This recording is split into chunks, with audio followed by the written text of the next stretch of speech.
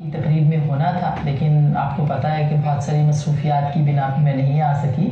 آپ کی کتاب پڑھنے والوں کے لیے، لکھنے والوں کے لیے، سننے والوں کے لیے ایک بہت بہترین کتاب ہوگی انشاءاللہ، اور ہے ہمیشہ مظہر عباس صاحب لکھنے بولنے والوں کے لیے ایک آئیڈیل رہے ہیں۔ ان کو دیکھ کے ہم بولتے، لکھتے اور سنتے ہیں، لہٰذا ایک بہت اہم اضافہ ہے اب جو موجودہ تاریخ اور موجودہ جو حالات ہیں اس کے تناظر میں آپ کی یہ کتاب بہت ضروری تھی۔ میں نے کچھ آپ کی کتاب کے لیے ہی لکھا ہے، اور آپ سب لوگوں کی نظر جو میں نے لکھا ہے مظہر صاحب کے لیے، اور اس کا عنوان رکھا ہے ہر خبر پر مظہر۔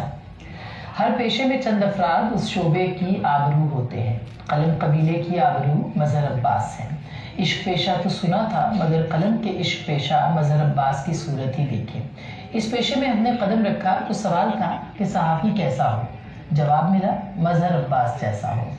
پیشے کے ساتھ ساتھ اپنی رفتگاں کی عزت کا پاس مظہر عباس صاحب نے ہمیشہ رکھا۔ عزت کو امانت سے اور ہنر و علم کو نمود و نمائش سے بچائے رکھنا بھی مظہر عباس صاحب کا ہی خاصہ ہے۔ آزادی رائے اور اظہار میں مظہر عباس کی آواز شامل نہ ہو تو صدا ادھوری، اور اگر حق کے لیے بلند احتجاج میں مظہر عباس کا علم نہ ہو تو پکار تشنا۔ آمروں اور آمرانہ رویوں کے خلاف مظہر عباس کسی طور کسی سے کبھی پیچھے نہیں رہے۔ مظہر عباس کا سفر دنیا کے موقر اور مؤثر اداروں سے رہا۔ انگریزی روزنامے اسٹار سے شروع ہونے والے ستارے کی چال کئی مقامی اور عالمی اداروں تک رہی، اور اب بھی کامیابی کے آسمان پر وسعتوں کو سمیٹے اپنی منزل کی جانب گامزن ہے۔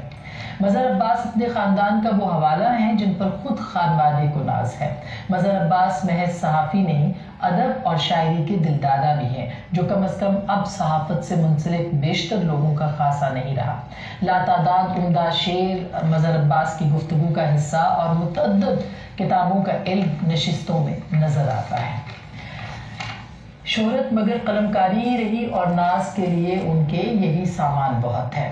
مجھے اچھی طرح سے یاد ہے کہ جب مظہر عباس کو لفافے میں گولیاں ملیں، بھجوائی گئیں، مشرف دور میں آوازوں کو بند کرنے کے سلسلے کا پہلا نشانہ مظہر عباس ہی بنے۔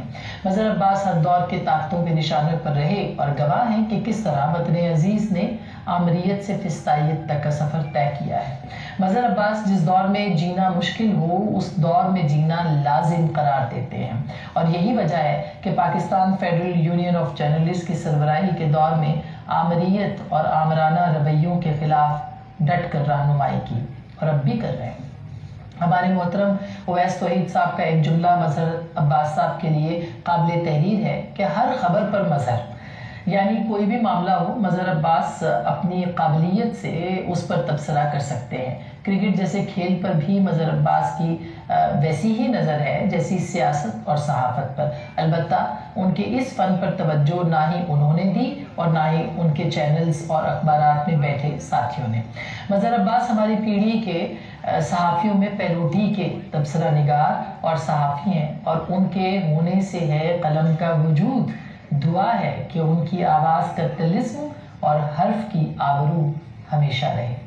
بہت بہت شکریہ، بہت سی نیک تمنائیں آپ کے لیے صاحب، اور خدا کرے کہ آئندہ چند سالوں میں، ایک دو سالوں میں اور کتابیں آپ بے تحاشا کتابیں آپ کی آئیں۔ آپ سب لوگوں کا بہت بہت شکریہ۔